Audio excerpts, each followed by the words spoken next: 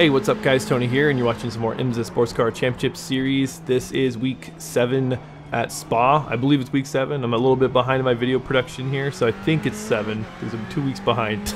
So, anyways, this is the race at Spa. As I mentioned in my previous video with the Ford GT, for whatever reason, my replays weren't saving from the start. They were 6 or 7 laps into the race, so we're actually getting into this race about 6-7 laps into the race, like the Ford GT video.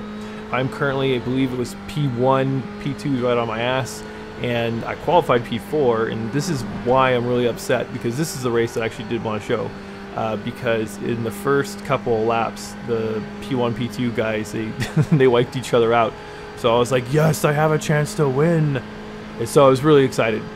So pretty much after the conclusion of this video, from here on through the rest of the race, all 75 minutes or whatever it was beyond this, 40, 50 minutes or whatever, it really wasn't that entertaining of a race. It was, it was pretty boring.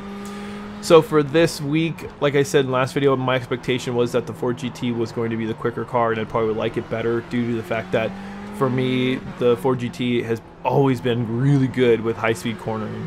So, that being said, I was really disappointed with it, and I found myself falling in love with the Ferrari this particular week.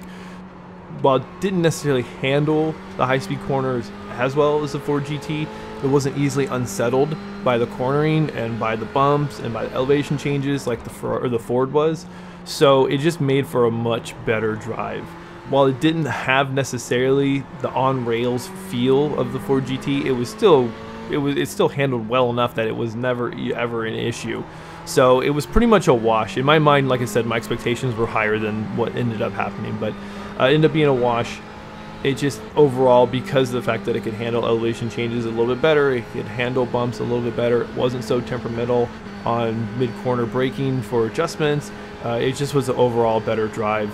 And I don't remember which one I had the better lap time in. I think that's not necessarily the best indicator if one car is better than the other.